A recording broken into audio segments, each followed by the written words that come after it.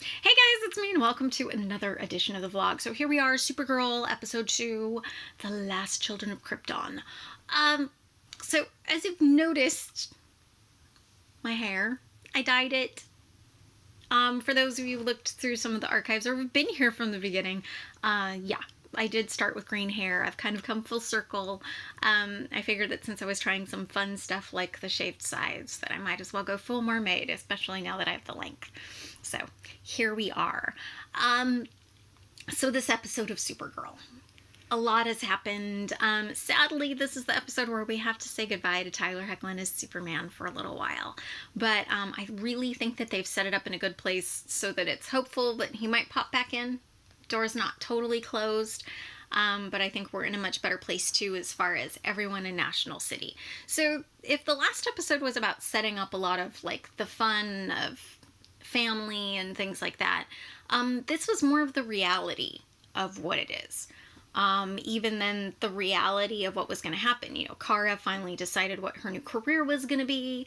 Cara was so excited about having Superman there that she was actually kind of neglecting DEO protocol and neglecting her sister, and there was a lot of resentment there, and so John was mad at Superman, and Superman is still mad at John. And as it later came out, we got to go back to the Fortress of Solitude. So hey, how cool is that Tyler got to shoot in the Fortress of Solitude? Which is probably 90% green screen, but still, that's like a badge of honor for like Superman lore, right? Was that it wasn't that they didn't dislike each other, it's just that they don't trust each other. And they have reasons not to. Like, obviously, John's idea of preparation comes from everything he experienced on his home planet. You know, they were not prepared to fight off all of those people and women and children. Everyone died, and he was the last one left, and he doesn't want to see that happen to humanity. So, and as he pointed out later on, that without having kryptonite, he wouldn't have been able to fight off that it was important that they had that kind of technology because it allowed them to fight back. But at the same time, those shipments of kryptonite, if it ends up in the hands of the enemy, who knows what's going to happen. Other bits of conflict. So it finally came to a head that Alex was not very happy that Clark was there. She's been holding a massive amount of resentment against Clark all of this time, and one can hardly blame her. He basically just dropped off Cara, and then that was it. There was no line of communication. Cara had to figure out all of this stuff on her own. Alex had to help her. And as Alex pointed out, I mean, she really did have to set aside a lot of what she wanted in order to help Cara. One of the nicest conversations, though, that happened in this episode was between Alex and Wynn. Wynn, who pointed out that, you know, he grew up in the foster system, where you heard a lot of, like, you should be grateful for this, you should be grateful for all of the attention you do get, you should be grateful. And he pointed out that that's not really healthy. That, you know, family is about being there for each other through thick and thin. It's not like you owe me kind of a thing. So, which I thought was nice, because it was something that Alex needed. But at the same time, Alex needed to be able to say that she felt like Clark had let Cara down, and that she felt like Cara was forgetting that. Because it's a good reminder that Clark isn't perfect. There was a second Metallo that was created and was sent to Metropolis. But, you know, this is the difference between Clark and Cara. Her first instinct is to keep everyone together, because the more group you have, the more family you have, the stronger you are. And when Metropolis was attacked, Clark's first instinct was, I stayed too long. I shouldn't have stayed that long. And that was actually what Cadmus was hoping for. So Cadmus is not just this shadowy, science-y thing. They're actually a terrorist group bent on destroying all of the aliens that are on the planet to return control of the planet to humans. So basically they're like the anti whatever. Now I can't remember the group that Non and all of them were. They're like the anti-them. So, which I thought was interesting. But one of the cool things was that, you know, like Alex and Cara had it out. and Cara realized that things were going wrong, and when she went to go to apologize to Alex, because, you know, she realized she had been wrong. She had been ignoring her sister, and making it seem like her sister wasn't enough. And when she went to go apologize, that's when she found out that Alex and Wynn had been tracking down the mole that was in the DEO. And there was a really great science geek moment. See, this is what I like, is that we actually get to see more of the characters that didn't get to interact a lot last season interact. So while you had some of the stuff where it was like, you know, Jimmy and Wynn getting along, and then they got like super nerdy and super technical and whatever, and that was really cool. This time we get Alex and Wynn doing their science thing.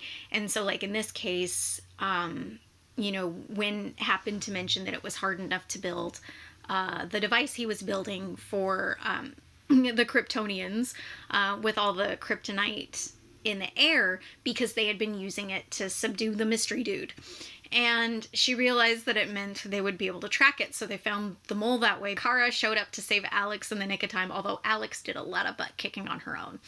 And that's one of the things I love, is that this show has proven that as capable as Cara is, Alex is no slouch. And while the two of them do happen to work best together, it's not that either of them are remotely helpless. And I really love that about this show.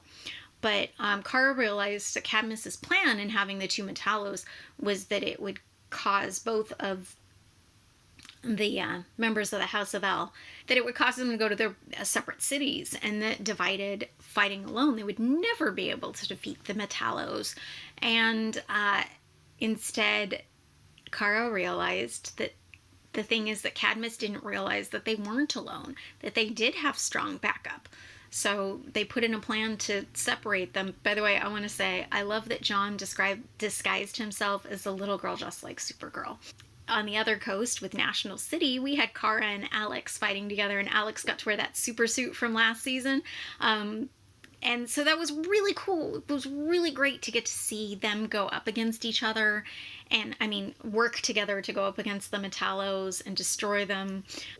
So there were really two great fangirling moments in the thing. One of them is Wynn, and I'm glad that they let him be the one who was totally, like, so excited over Superman. Because he was like, oh my god, I get to work on stuff for Superman. This is so cool. And, you know, when they were saying goodbye, he gives him a big hug. And the other fun moment was that Cat Grant, Dropper of Truth, got to rhapsodize about Clark Kent's butt. It's a nice butt. Please never let Tyler Hoechlin see this. Because... I mean, I have to say, he is a very good-looking man. I am in awe of his talent as an actor and as who he is as a person. But I'm going to say he is no slouch in the looks department. And pretty much dots all of the things that are, like, that I look for in a guy, that I am going to be fully honest here, totally based off what I see in my husband. I have a husband with an athletic build. Take that as you will. With an athletic build, scruff, dark hair. I mean, I like guys that look like they can pick me up. So he happens to hit that thing. I mean, as a matter of fact, there was an earlier video I think I pointed out where it used to be when we were watching Teen Wolf, and there'd be, the thing would be going, my youngest son would look at it and see Derek and go, oh, Daddy.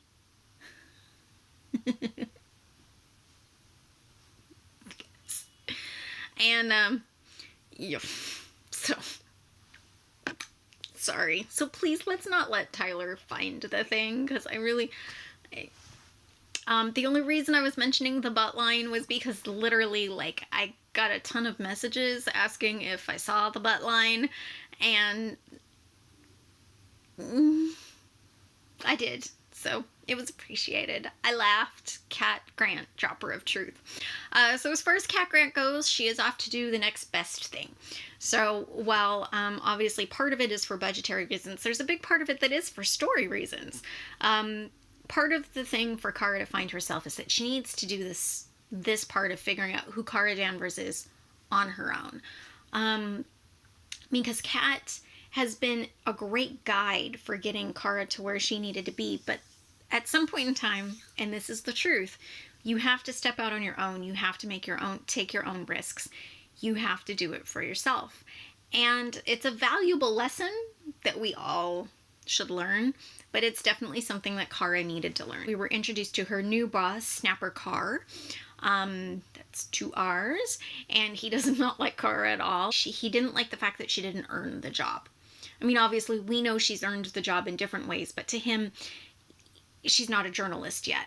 So she needed to prove herself. So what did she do? She went ahead and she turned in a piece, but there was enough there and enough of that tenacity that it gave him something to work for. Also, new things afoot. Mr. James Olsen is now the acting head of Catco, which probably makes a lot of good sense. But it was a good thing that she and Jimmy didn't end up together, because that could be awkward. Potentially awkward dating your boss. So, there's that. Oh, and then Mystery Kryptonian boy woke up and was choking Cara. So that's where we left off with that. I don't know where we're going with that. I admit there is a lot about DC lore that I am missing, so I don't know if there was some clue somewhere in there as to who he actually is. I just know he's good looking and violent. So we have that. Oh, and there was a hint from the head of Cadmus that Jeremiah is out there and something has happened. Because obviously this is the science-y, we're going to experiment on everyone kind of division of anything. And so it's clear that she kind of hinted that Jeremiah isn't who he used to be, which sounds like he's been experimented on. So I'm kind of wondering who he's going to be. What he's going to be. I like the idea too that some of Superman's rogues gallery is actually is created to destroy. Not just, they're not just villains that want to destroy Superman. They're created specifically to remove Kryptonians from the planet. So I'm interested to see where this goes next. They showed at the end a snapshot of things to come. It looks like a lot of cool characters coming up. So I'm looking forward to the season, like Linda Carter as the president. I'm excited. Well, you guys, I want to know what you thought of this episode. Are you going to miss Superman? I mean, they made it pretty clear that he might come back. Do you think that he destroyed the kryptonite? I don't. I think my hope is that he's just put it somewhere safe, like the Fortress of Solitude, so that it's somewhere that it can be reached if they need it, but it's not within the grasp of so many people, like like the DEO, where anyone could foreseeably get their hands on it if they were bought, or a mole, or, all of that. Oh, and one of my favorite bits about just what a dork Kal-El really is, he's a Kryptonian. He can't get drunk, but he still won't drink wine. He still doesn't drink. I thought that was hilarious. I think that's it. I think that is. I think I've covered everything. I'm going to have a hard time cutting this one down, I'm guessing. But anyways, you can find me all over the internet. If you haven't already, please subscribe to my YouTube channel. I'm getting close to 100. It would be nice if we bumped it up a little bit. If you like this video, click through, give it a thumbs up. And if you like, you can subscribe to all of my social media channels. I have a website. It is whitneydrake.com. I do occasionally blog there, but more importantly, it has links to just about everything. I am on Twitter. I am at Whitney D. I have a Facebook page. I am Geek Pirate Mom. I don't post there as often as I should. I have an Instagram account. I am Whitney Drake, all one word. I am on Tumblr. That's not always safe for work, but when is Tumblr? I am Winged Kiari. That's also my handle for Snapchat. And I think that's it. Well, you guys, I had a lot of fun this week. I hope you did too. And I will catch you later.